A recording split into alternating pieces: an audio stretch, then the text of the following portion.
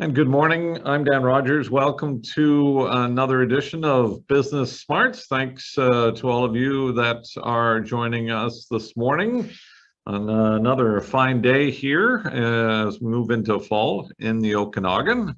It's nice sunshine this morning here. We'll check in on the weather conditions in Calgary in just a moment as we welcome our guests in. We want to welcome Murray Quickbooks of Aqurus, who's joined us. We're going to get into more details on his presentation. We're excited. Well, I'm excited. Anytime you can talk to an accountant and a technologist, it's got to be a pretty exciting day. And it was interesting on the way in, Murray. I was listening to a radio show and talking about labor challenges, and one of the things that they mentioned was accessing labor, but also they touched on improving efficiencies and productivity, and how do we manage in an age where finding that traditional labor pool is a bit more challenging. And we're in a growth environment here in the Okanagan, so it's a pretty competitive environment on that side too. A little bit more about Murray as we get into our session this morning.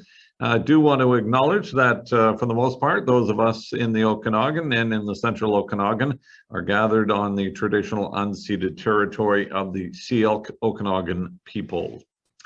Do want to acknowledge our President Circle members, their commitment and investment, not just in the Chamber, but in the Okanagan and in its future, make events like this and programming like this possible. Want to acknowledge MMP, UBC Okanagan, Rogers for Business, and Interior Savings. Also want to acknowledge and thank our Growth and Catalyst members. These are among our top tiered members in the Kelowna Chamber. They also help to make the work that we do as the voice of business in the central Okanagan possible.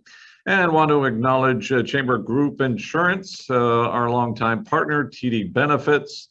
If you're looking to retain your staff, no better way than an extended healthcare program, one of the best in the country through the Chamber of Commerce Group Insurance Plan. If you want to find out more, just contact the office. A quick and blatant plug early in the session for upcoming events, because we know at the end you all depart fairly quickly.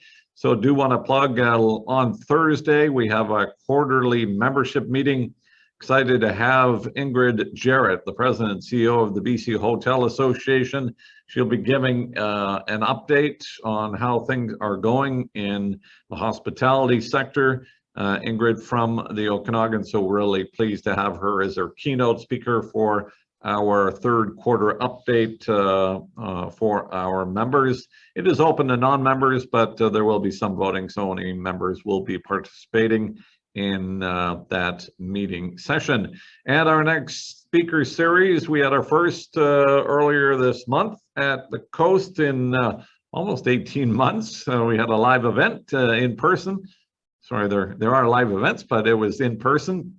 We were pleased to have representatives of the Canadian Association of Petroleum Producers, CEO Tim McMillan, and next month, well, in fact, a couple of weeks, we'll have the new leads at both Okanagan College and at UBC Okanagan coming and talking about empowering learners and the work that they do to support the region and our growing economy. And next, Business Smarts on November 16th, we're dipping into our consultant pool from Michigan, Sherry Pash. She's with Strategic Solutions for Growth. She's going to talk about how you can harness the power of LinkedIn, a free tool that's available to help drive business growth. And one final note, just to acknowledge we're closing in on the deadlines for our nomination period for the Business Excellence Awards. Nominations close on Monday at noon. You can find out information on our website. It'll be a great opportunity to pay it forward to recognize the great businesses and organizations that have shown their resilience through the pandemic. Go online to find out more information. Now we're going to bring in our guest speaker today, Murray Quickbooks, President and CEO of Aqurus Solutions. He is the president and founder of that company. Since 2010, Aqurus Solutions has delivered streamlined cloud enterprise resource planning, solutions to small and medium-sized businesses in Western Canada. Great combination. He's a chartered professional accountant and a certified information technology professional. And I'm just going to stop sharing my stuff and bring Murray in here. I want to thank you, Murray, for joining us. And I'm at this point going to turn things over to you to kick things off and welcome all those that have come online to join us today. Thanks, Dan. Thanks for the introduction. I'll share my screen here in a second. Awesome.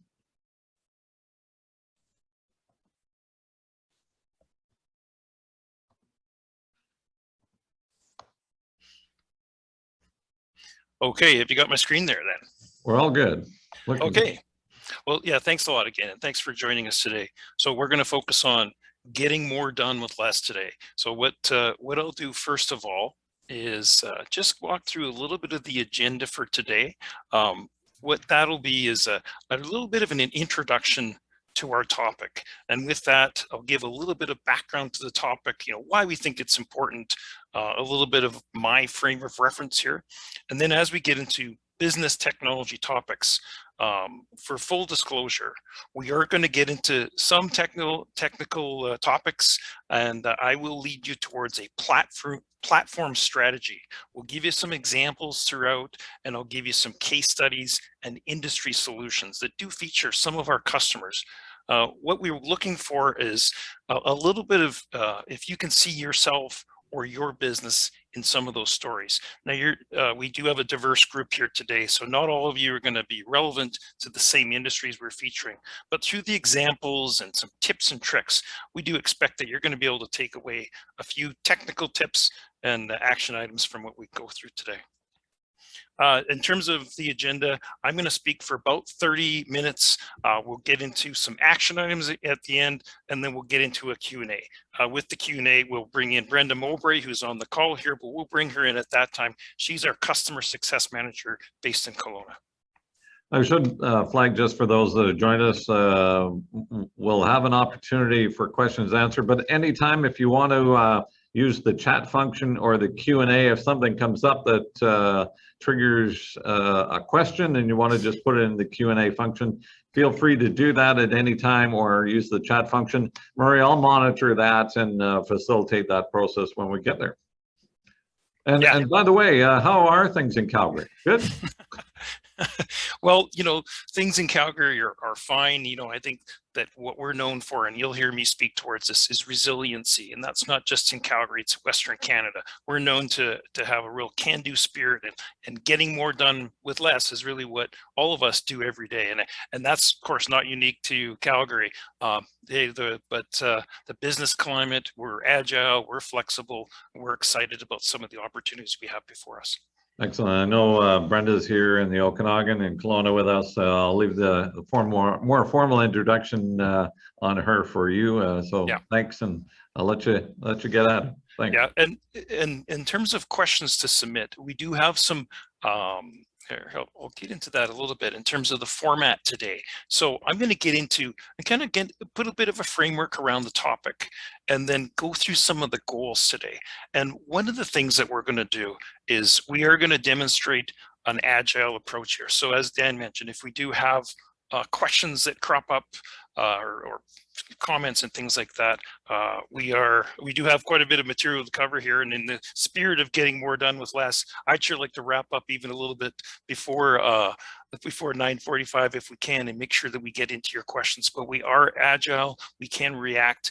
We will have some poll questions, so we want the format to be interactive.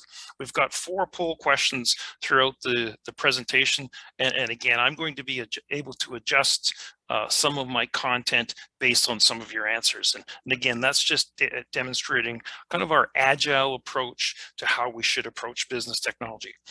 In terms of the topic statement around getting more done with less, a little bit of my frame of reference is one of the things that Brenda and I talk about almost every day is we get to work with some of the best customers and the best people, the best business owners in Western Canada. These are growing businesses that are making a difference. And so sometimes we have to kind of pinch ourselves and go, hey, there's a lot of great stories that we can share in terms of technology and people. One of the things that I see, again, I've been working with business technology literally every day since I started my career over 30 years ago. And having said that, when we think about our goals for today, we're not going to get super techie here. We're not going to, get into some, gadgets and over the top technology that you need to have a PhD to decipher. We're going to look at practical solutions, things that you can take away every day, and it's going to be in a layman's point of view. I often, people that know me and work with me, we will talk about technology and we'll muck around a lot. We'll try to break things. We'll make things do things that maybe they haven't done before.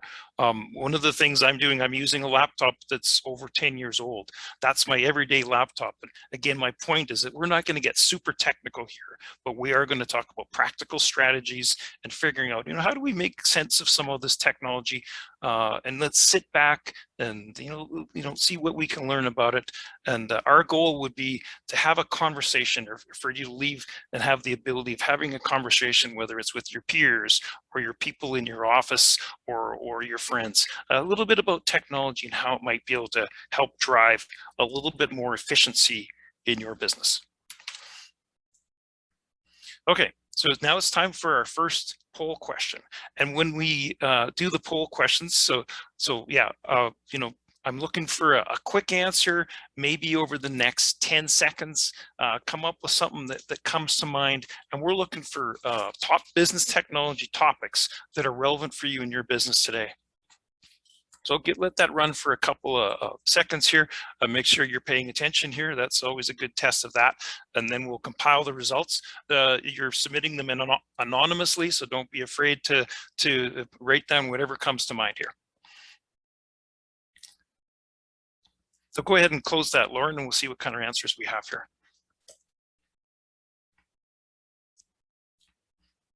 Okay. So we've got a pretty good mix here, and we've got some, so we can, here, I can probably close that. We've got automation, data and analytics, and collaboration. These are, what I've done when I've created those technology topics. I've compiled different sources from Forbes, from Deloitte, from BDO, from some of the, Gartner group, and then compiled what we're seeing for top business technology really since the pandemic started. And so what we're seeing here, so automation is in there, but it's a pretty dead heat among automation, data analytics, and collaboration, which isn't that surprising. What we're going to do is speak to each of those points. I'm going to break down all those topics actually, and then I'll skew to maybe the ones that you didn't talk about, and also some of the key points with each of those.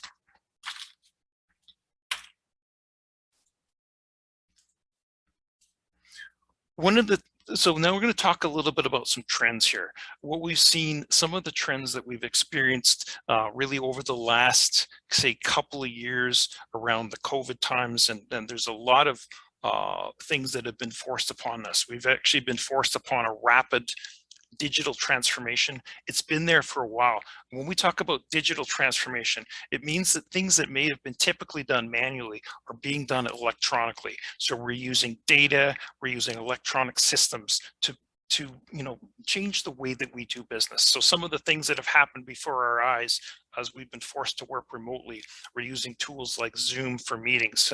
We saw things like even the NFL draft last year that was done remotely. Things that you thought maybe never would happen, but we've seen a rapid digital transformation. In some cases, we've been forced to do that. In other cases, it actually just becomes more efficient. And so some of the trends we're seeing is that these things are not necessarily going away.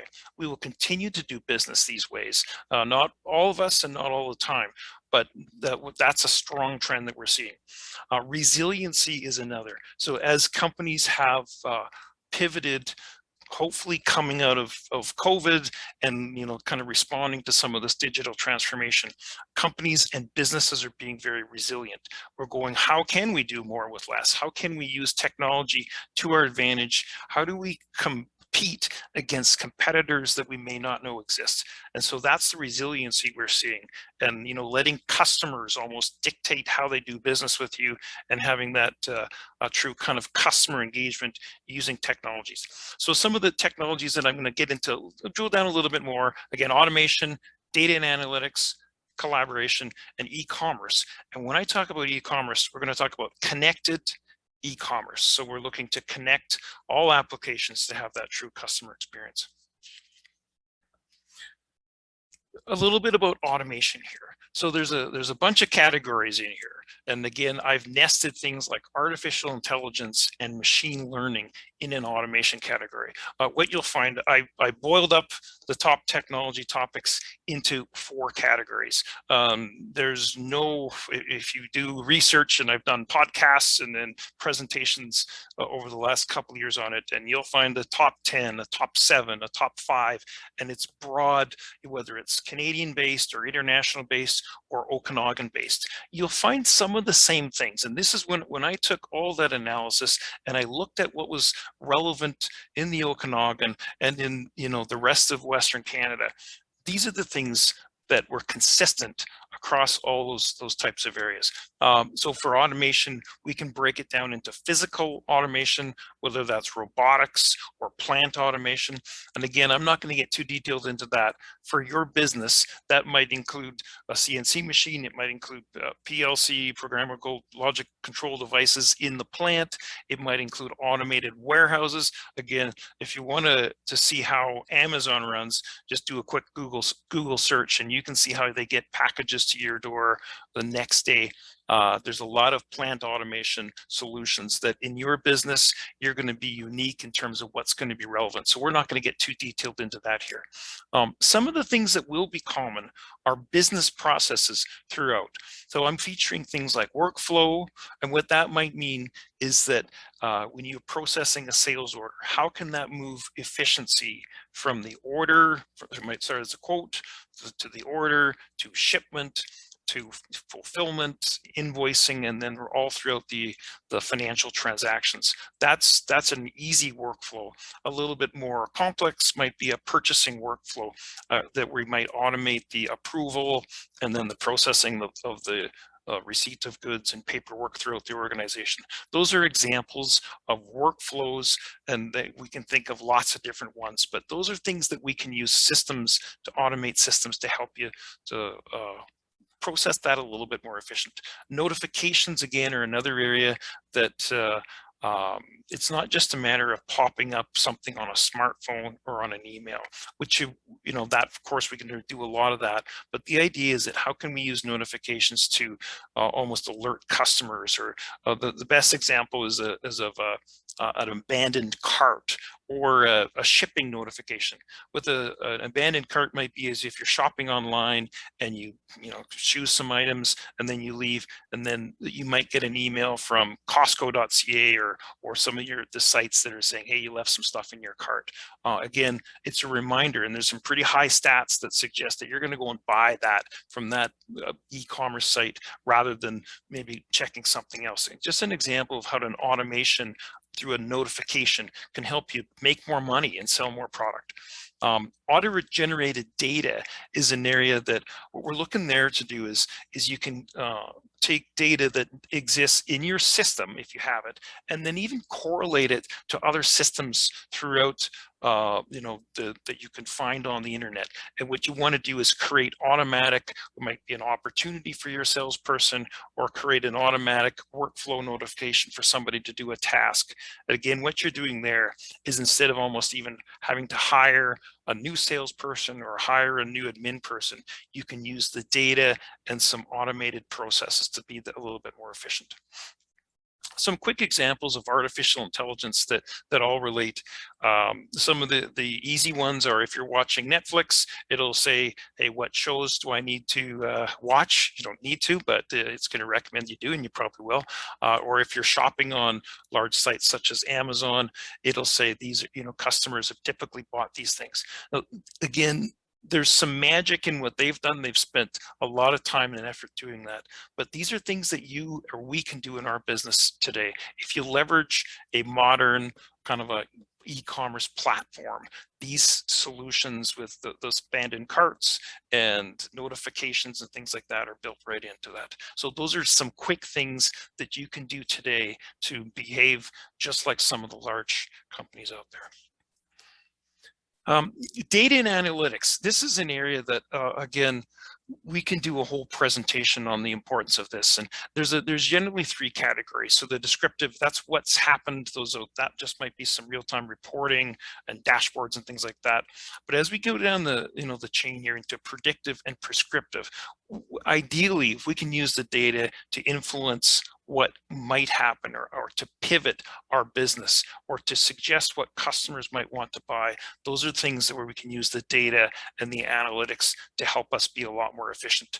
Some of the easy examples that we have in this are the major sports where we know that the analytics driven decisions are being made in Major League Baseball, in National Hockey League, and that includes roster decisions, but also in-game decisions. And some of those, they're still working the kinks out. We know some decisions maybe based on, you have to have a mix of gut feel versus the analytics, and we've seen lots of managers make poor decisions around that, but it doesn't mean that that's something they should abandon. And us as business owners can do the same thing.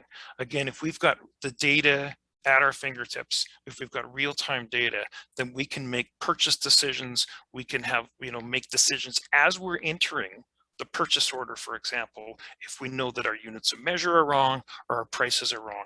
These are just some examples that if we've got the data there, we can make sure that we're entering the data far more efficient and accurately and not having to reconcile it at the end of the month, or worse, make a poor purchasing decision that might have cost you a lot of money. Collaboration. So collaboration was one of the ones that was highlighted there. And this is something I think we can relate to this one pretty easily.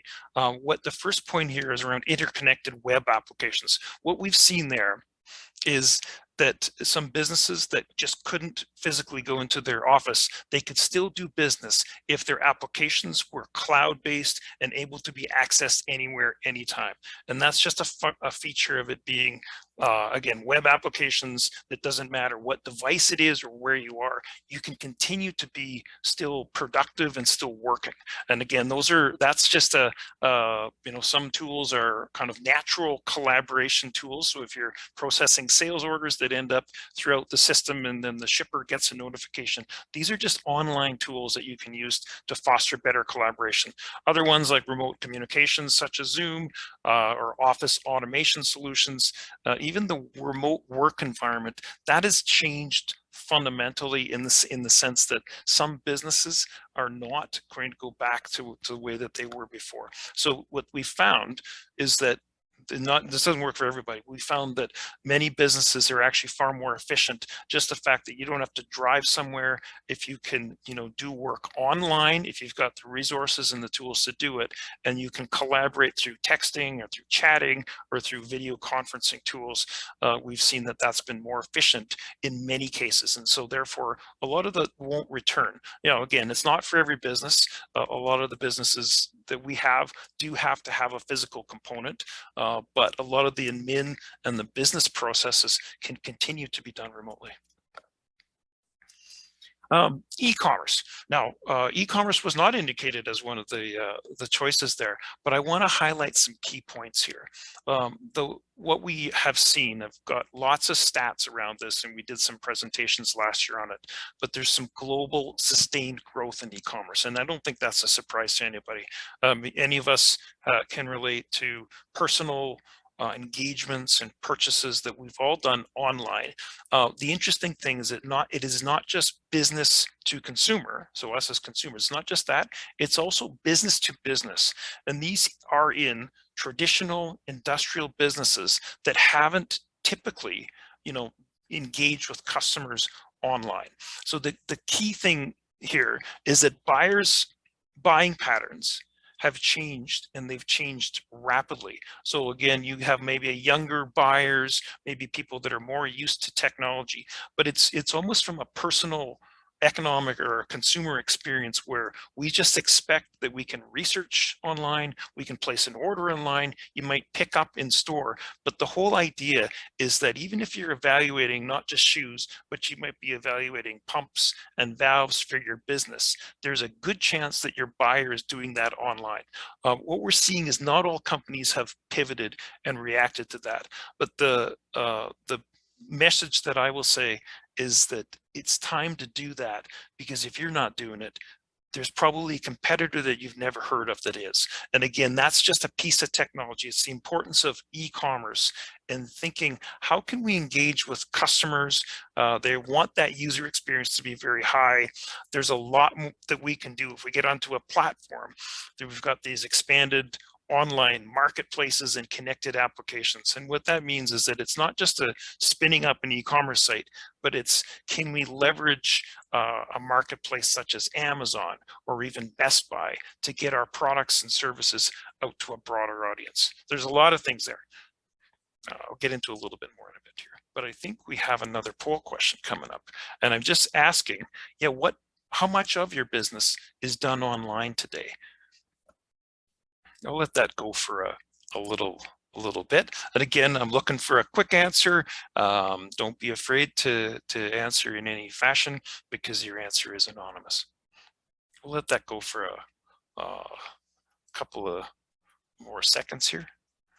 And then maybe, yeah, go ahead and compile the results there, Lauren.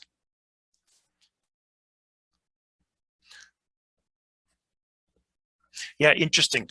I love the answer here, because that's not surprising. So the answer is that very little, if any, and it will stay that way. Now, so I want to speak to that. And I think the point with that is that, again, we have a mixed group here today. Some businesses just aren't that conducive to doing business online. So we, of course, have to be aware of that. But I think that, here, I'm going to close that off. It doesn't have to be hard, is one of the points I want to leave with here. So this is what I'm showing you here, and there's a lot of ways that people can engage with customers and people online that you may not have thought before. What I'm showing you here is just some simple Shopify themes. These are one page, they call them express themes. I've clicked on, if you Google Shopify themes, you'll hit the same page that I have. There's a lot of filtering and sorting you have to do. I've selected food and drink and free ones. And the idea is here, if you're a restaurant, even as small as that, you can spin up an e-commerce website to put your menu online, and these express themes are up in a day. And the idea is that, it's not the be all and end all for anyone, but the point is that even if you are a business that mostly is dealing in person, even if you're as small as a restaurant or something like that, can you put a presence online, and can it start to deliver some value for you? I think a couple other things I will highlight is that it's the aspect of connected e-commerce. And then as we start to get a little bit beyond the kind of the one-page websites, what we're looking for here is that we've got fully integrated systems. So your catalog of items, so whatever you're selling, your pricing, your transactions, payment methods, and even logistics solutions are all interconnected. And the idea here is that you basically, as much as possible, you enter the data once. It's not stored both in your business system and your e-commerce system. You're leveraging the same part numbers, the same SKUs, the same descriptions, even if you've got images, videos, those are all flowing across. So you're maintaining them in one source without having to duplicate efforts. And contrast that to what we've seen in the past is e-commerce sites have typically been ones that are almost home built or kind of built by an in-house developer. And again, there's a time and a place to obviously customize and enhance that. But today, starting from scratch generally isn't the most efficient way to do it. You can start with some themes, start with e-commerce platforms such as Shopify, BigCommerce, Magento, and there's others that are not as well known, but start with the platform, then build around that. But it's not just the the placing of orders and such. It's even things like supply chain management and logistics. And what that might mean is automated shipping solutions that you might, we know that shipping, if you're a consumer and you have a shipping problem, you may not come back to that site. So we know the importance of not just saving money on shipments, but delivering the package on time and as the customer is expected. And so the importance of shipping and logistics can't be understated. And so the idea is here is we're connecting all that, and I'll get into how we do that in a minute here. But it's not even just that, it's also customer support. We've seen customer support being managed through applications such as Twitter or even online applications such as Zendesk. Again, the idea is that there's a lot of things that we can connect buying patterns and customer sentiment that starts to correlate itself. I'll speak a little bit to the last point here on integration platform as a service. What this is, this is not particularly new, but we're getting to the place that we can start to plug and play different applications together. And this integration platform as a service, these are some tools that customers can buy that can start to connect applications throughout the business. So we're looking really for low code or no code integrations. And again, that's something that's been out there for a while, and we're starting to see it to be achievable. Okay, so we're gonna, as I mentioned, we're gonna take you down a little bit of a path. And here's a poll question: is what does an ERP system mean to you?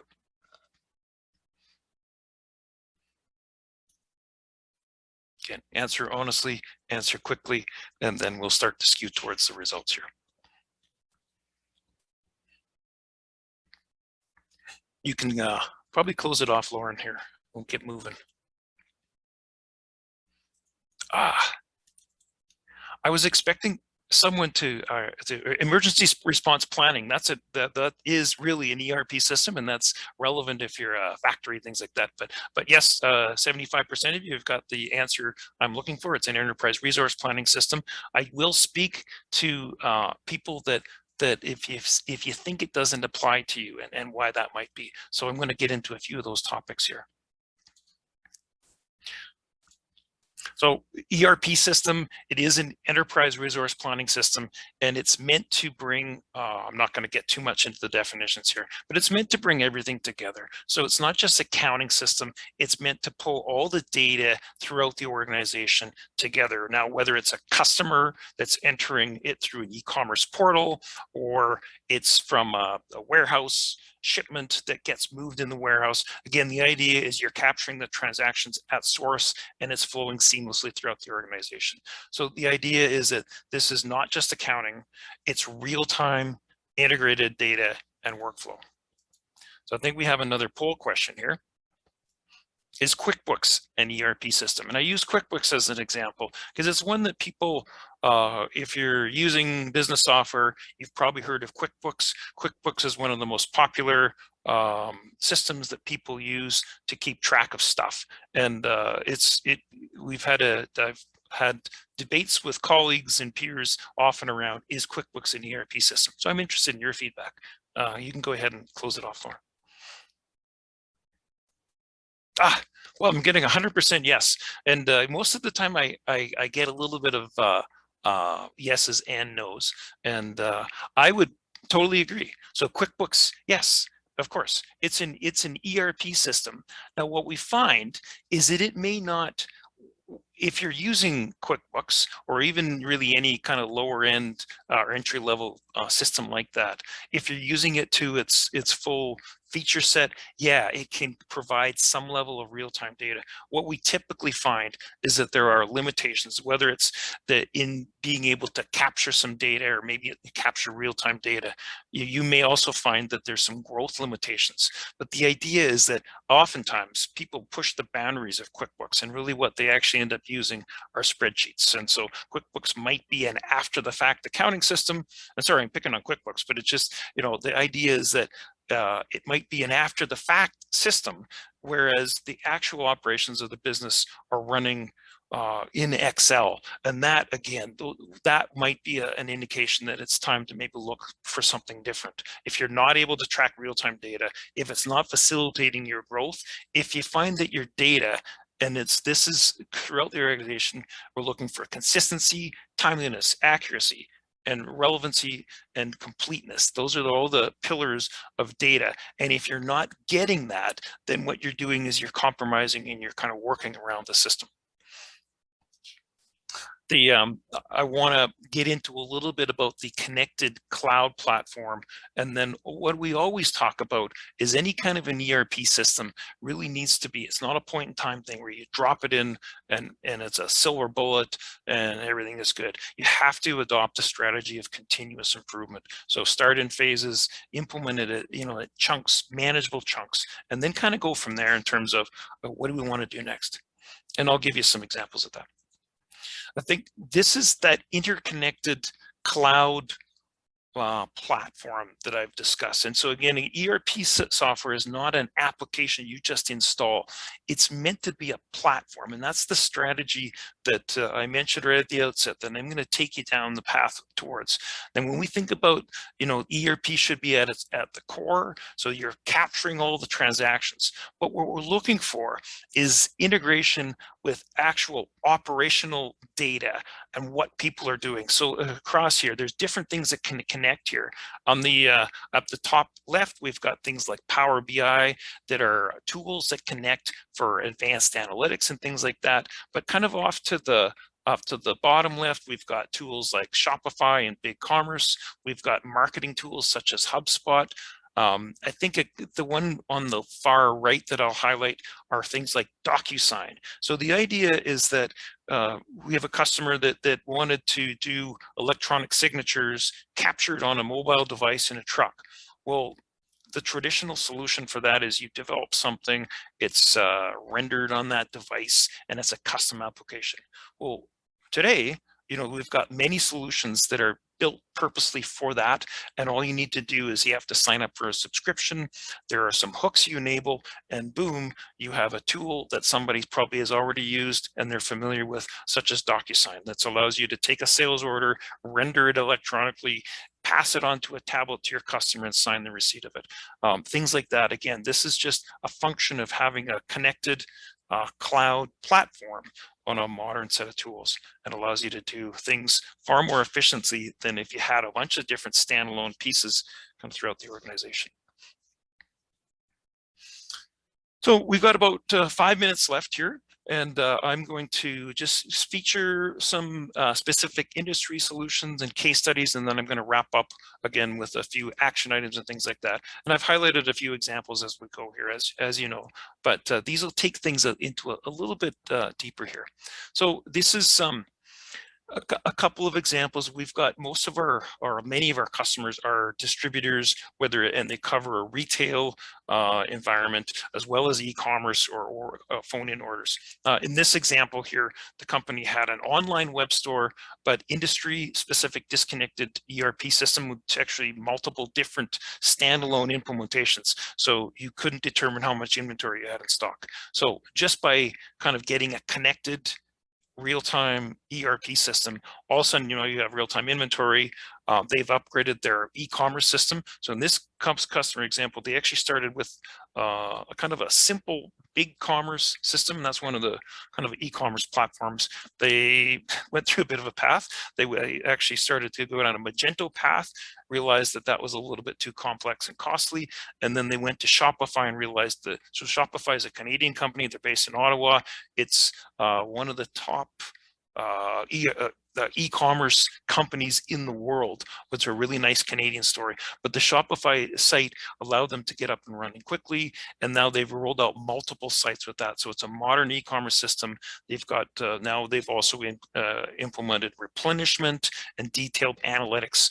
One of the different things that unique with having an e-commerce site like that is that while some of their competitors were physically shut down during the early COVID times, this allowed them to pivot and continue to do business. So their retail store versus e-commerce store shot up immediately, but the platform was there to support that.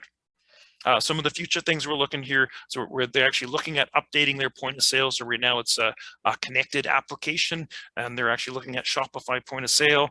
And the idea is that, and again, continuous improvement, adopt electronic signatures, route management systems, but always look to how can we improve throughout the organization. This is just some examples of some dashboards and data that they're using. So we've got some sales manager data dashboards. We've got different tiles. So the one on the bottom right, or actually both of them, they show different tiles. And that's where the one I alluded to earlier around, say, a purchase. If you've got purchase tolerances, if your price per unit is higher, it can trigger one of these tiles. It might be in red, or there's a lot of different key performance indicators and things like that you can push onto these dashboard tiles. Again, any of these dashboards can be rendered how the user wants, whether it's a smartphone or on a device and that kind of thing. And again, we're not having to compile the data. The data is at your fingertips. Quickly through a couple of other examples, you'll notice spreadsheets I'm highlighting in many of these cases here. If you've got spreadsheets throughout the organization, it just harks to inefficiency, the risk of error, and things like that. In this example, once they've implemented our system, they saved $60,000 on one transaction, which would have been a duplicate payment. I'll fly through a couple more things and wrap up in a couple minutes here. In this consumer electronics manufacturer, the interesting thing here, they're actually in the bike manufacturing realm. And so what we've seen with bike parts, with gears, sprockets, and things like that, they were just constrained throughout the international supply chain. They implemented a material requirements planning system that was able to optimize complex supply chain and demand management variables to get product in at least and be able to get back to customers in a timely fashion. Here are just some examples of some kind of more operational dashboards, including warehouse management, production orders, even some job site and project costing data.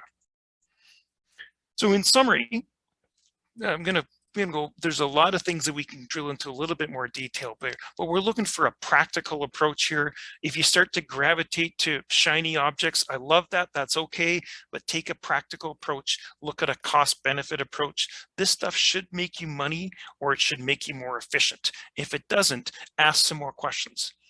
Look for trusted advisors. They could be peers, maybe your technical provider, your financial advisor. I know there's a lot of members through the Kelowna Chamber of Commerce, as we talked about some of the consultants and consulting firms that we have here.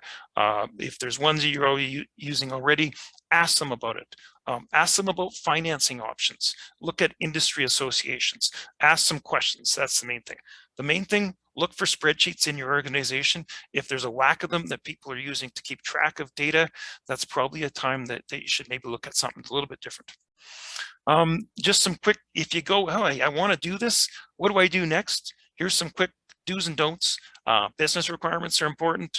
Don't be swayed by those shiny objects with tech demos. Work with trusted advisors. Don't underestimate the importance of people. And don't lose sight of the end goal. So look at that cost benefit, return on investment approach, and set your targets and pick off something that's a little bit small and get going on it. I think that's it for me. I'm going to wrap up there, and we'll switch into a Q&A. I covered a lot of topics there in a short period of time. I got to go grab a glass of water here, but I'm going to introduce Brenda here. So Brenda Mobre, she's our customer success manager. She is located in Kelowna. And again, we have a remote team. We have people in Summerland, we have people in Burnaby, we have people in Calgary, we have people in different places internationally. And so that's kind of a little bit about us, but then I'll kind of stop a little bit and maybe turn it over to you, Dan, if you've got some questions. You bet. And maybe we'll just get you to stop sharing there. We'll bring both you and Brenda on camera more fully so everyone can see. And thanks. Lots of thoughts going through my mind. We do have some questions, so people can use the Q&A function or the chat function.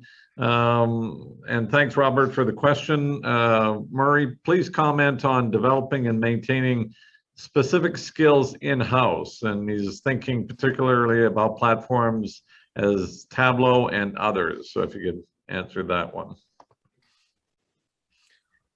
So in terms of developing skills in-house, what you find, and I could take the answer to that question a lot of different ways, is that what you find, there's a ton of online resources. So you mentioned Tableau or even Power BI. If you start to Google any of those, what you'll find is YouTube videos and resources all over the place. There are local service providers that specialize in those kinds of things. For us, it's a bit of a means to an end. We start with the platform. So getting the data is where we want to be at, but then how you want to leverage it, yeah, well, there's different tools that we'll use. But I won't say that we're Tableau or Power BI experts. And I would say there's lots of ways that one can ramp up with that. There's even programs that are being taught at some of the local universities and colleges that really get into the data science and the analytics piece. I don't know if you have any, if that answers the question, or if Brenda, if you want to add anything to that. No, I think what I would have just said is look out for the colleges, because they are offering an awful lot of training now on business analytics and data analytics, because I think every business is understanding, I need to understand my data more. And then I can make those business decisions that are going to impact the bottom line. One of the things I'll say, and sorry, I'm jumping all over this here, but we find that the kind of as much as, hey, I'm a bit older here, but the younger people that are maybe just graduating from a college program or university program, they are more wired around some of this stuff. So as much as we're talking about some somewhat advanced business concepts, you'd be surprised at what somebody that has hardly any business experience, what they can do with data and what they can do with some of these advanced tools. And it surprises us all the time. I can mention lots of examples of some of our customers that have led complex ERP projects with no experience, that have come from, computer science background, yeah, some business background, but also backgrounds that you wouldn't have thought, for example, science background, like biological science backgrounds or things like that. But anyway, I think the younger people can pick up this stuff far quicker than you might think. Excellent. And I want to remind those that have joined us, because we've got a pretty good group here that we can manage. If you want to ask the question, just using your mic, just let me know and I can activate you. You don't have to type it all out. We'll certainly give you an opportunity if you want to just ask Murray or Brenda a quick question on this. Just put up your hand or send me a chat that you want to talk, and that way you don't have to type it all out. Murray, I wanted to, we just went through Small Business Week, and we did our business walks last week, and it kind of struck me as we're out in the community. Frankly, it was nice to get out in the community, but we went to a retailer who has been in the marketplace for a long time. And her competitive advantage on the retail side is, she described it as their customer service experience. So very focused. She's in her 60s, about to retire, has no systems in place because she says my competitive advantage is my relationship. So if you could put this in context of how does, what's the best approach or guidance you can give to a retail? She says, I don't need to worry about the technology, because she didn't even have any web presence, which surprised me, but business is good for her because she has some long-time clients, and that customer service is well known. So guidance you would give to a retailer in that, and how important thinking about improving business processes and using technology is. Where does she start, or what guidance would you give her? Yeah, sorry. I have a lot of different places I could take that question. I think the first thing I would say is that, hey, let's not lose sight of the fact that there's a lot of successful businesses that are built through relationships, and the technology will never replace the importance of people and business relationships. We hear that every day from customers, and it's important. So let's acknowledge that. The one thing I would say is that some people, again, you mentioned that they might be older, and I shouldn't characterize older people in this fashion, but if you're really interested in kind of keeping your business the same as it's been forever, yeah, that's fine. But it just might it just might start to slowly dwindle, because your relationships are based on you as a person, and if you're not involved in that business, then all of a sudden that starts to wane. You might impart that upon your staff, and then you maintain that environment still. However, it's, again, you're relying on people that are kind of more of a finite resource. The thing I would kind of conclude with is that it depends. Again, if you want to keep your business like that, fine. But how many of us, I know all of us want to buy local, but let's be honest, how many of us have bought stuff on Amazon and you don't know where that supplier is? They might be overseas. They're certainly not in your backyard, and you might buy it because the price is better and the customer experience, as much as you might love walking downtown and talking with your small business owner, but Amazon also offers a great customer experience too, is that you place an order online, you don't have to get up, you don't have to pull out your wallet, and it's there the next day. And that's hard to compete with. So all I would say is that you have to be aware that customers' buying patterns are different. There's compelling stats around that. And if you don't think your business has the risk of being taken over by a competitor that you don't know of, you've got to look around. So that's going to sound a little ominous, but that's what we're seeing across the board in all businesses. Yeah. So to build on that, and I'm going to take another scenario.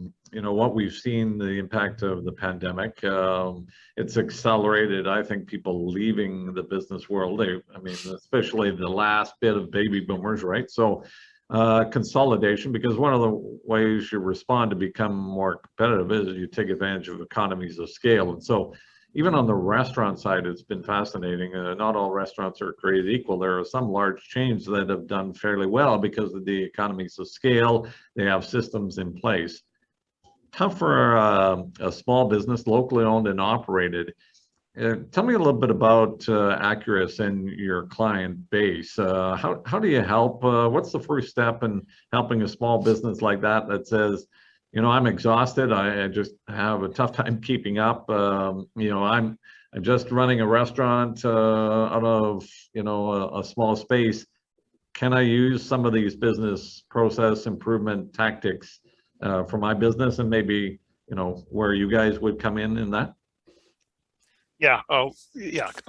What I would say is that, so what a lot of our solutions, you know, frankly are, you know, they're designed for small and mid-sized businesses. And what that means is that there's some businesses that are much higher than that we don't, that's not a great fit for us. But it also means there's some lower that are not a great fit for us. So just to be honest, there's a certain range that's a sweet spot for us. If you're a small restaurant or a small single proprietor, just to be honest, that's probably not a great fit for the kinds of products and services we have. Doesn't mean that I'll have a conversation with anybody any day and I'll point them to different pieces and things like that. Even just the example I shared around those Shopify Express sites. Again, that's not something that we specialize in, but these are tools and technologies that are out there. I mean, I think one of the things I meant to mention was even just some artificial intelligence applications through email. And again, you don't have to be a big company to have an Office 365 subscription. And with that, there's a lot of stuff that comes there. But if you find that you're drowning in email, and that there's some interesting artificial intelligence applications that are available today that you can start to categorize stuff and send auto responses and things like that. So these are things that, you know, small businesses can take advantage of today. Now, again, it may not be a great fit for us, frankly, as a business, but I'm happy to have a conversation. And there are lots of advisors, as you know, even through the Kelowna Chamber of Commerce, that are able to maybe more directly suit some of those smaller businesses. Yeah, excellent. Brenda, do you have anything? And part of this, and that's why the great thing about this Business Smarts program that we put here, it's members talking to members and helping them. Certainly, from your perspective in the business side, you know, I certainly understand your customer base, but it's great to have you here to provide that guidance. You know, particularly even for the micro businesses along the way. So, is that some of the work, Brenda? What's your forecast for your presence here in the Okanagan, and where do you see growth for you guys? Yeah, we opened this office 3 years ago as I relocated from Calgary. I've been coming to the Okanagan for years, and I've often thought there is a ton of opportunities here to help these small businesses continue to grow and prosper. And I'm just shocked at the resiliency of this community in particular over the last 2 years. At times I would say to Murray, yeah, there's a pandemic and there's some things happening, but people, just like Murray mentioned, are so resilient and they just keep going. So I think that the opportunities for a company like Aqurus to assist some of these businesses as they're growing and evolving is huge. And I'm hoping that this is the first step for us to start to help and provide some guidance, whether it's our solutions or other solutions, because Murray and I both stand for successful business, and hopefully we can play a part in that. But if not, we want our businesses to succeed. Excellent. We just have a couple more minutes, so if anybody has any closing questions to Murray or Brenda, feel free to jump in or raise your hand, and we'll address those as we wrap up. Murray, the timing of this, I was looking forward to the session today, and again, we're fully recording it, so that we'll share this with our network afterwards. I said one of the challenges as a business organization that we face, and we're going to continue to work on it, is trying to turn, we have a technology hub here in the Okanagan, but it's, okay, what's really going on there? And it's those that are fully immersed and 100% in the technology, and that sector. The challenge for a business organization, we've talked even about this at the Canadian Chamber, is turning technology on its side and making that application available and fully understood by the small and medium enterprises. So the work you're doing is certainly important for us as Canadians to ensure we're competitive, that we're keeping up with the technology and focusing on that innovation. Turning that's not easy, because trying to get people excited about this stuff is not easy and daunting. Because they start to say, and I think you mentioned it, and this is where potential I'll wrap up, the cost benefit analysis, and people get concerned. I go down a rabbit hole, spend a lot of money, and then I not know. If you could just reinforce, either Brenda or Murray, just any guidance you would give those that would be here, that first step of doing a cost benefit analysis, where to start. Is that the first step that they need to look at, and maybe even have some discussion with you or with others? I mean, you probably will first start with some kind of a shiny object that'll catch your attention. Again, if you're running an orchard, or you're looking at automated fruit picking, or if you have a manufacturing plant, how do you automate in there? But I think there's a lot of different, or if you're a professional services firm, you might, obviously you're not physically, managing, warehouses and things like that, but your people's time and the efficiency of email. So you have to look at what's relevant for your business. And again, there's something that will tweak pique your intention, and then say, hey, does that make sense? And then when you get that, then you might get a few things like that, and that's where the kind of the cost benefit approaches comes in. But don't be afraid to ask your peers and ask people, your employees, or they're probably the best sorts of, how can we do this more efficient? What technologies do you think are out there? And just ask questions, ask around, and that'll take you down some paths. But then do that approach. Yeah, I had an interesting conversation with someone talking about communications the other day, and certainly as a network, we're out, and the question came up, well, what platform should you focus on? And I was reminded that even some of the larger firms internationally don't all communicate on every single platform. They are good at particular platforms, whether it's Instagram or Twitter, etc. Even the large firms aren't doing the shotgun approach, and sometimes the shotgun approach, sounds like it's good, but it's not necessarily. So it was a good reminder. Don't bite off too much that you can chew on, and make sure that you're kind of focused in that. So certainly reinforced by some of the comments. Anything to wrap up with the group here, Murray or Brenda? I think the only thing I would add to that last question, Dan, is those 5 whys. Ask yourself, what keeps me up at night? So, or ask your staff, what is on your mind, and I always say, peel that onion back, well, why is that? I don't know what my competitors are doing. I don't know where my next product's coming. I don't know what is happening in my industry broadly, and just continue to ask those 5 whys, and you'll get down to some real foundations of business. And from there, you can help to work on what is that cost benefit. And if I could solve those whys, what difference would it make to my business? And I think you'll get some pretty interesting insights into your team and your business. And business is still run by people. I listened to that story of that lady in Kelowna, or that small business owner, and people still run business. It's just we want to give those people better tools and information to make better business decisions to help everyone out. Excellent. On that note, we're going to wrap things up. Murray, thanks very much for joining us. Brenda, we look forward to seeing you guys face to face as things progress. Some positive news related to the pandemic and the numbers dropping here in the Okanagan, so that's positive. We look forward to engaging you in the future. Thanks for being with us. Good. Thank you very much. Appreciate it. Thank you, Dan. Thank you, everyone.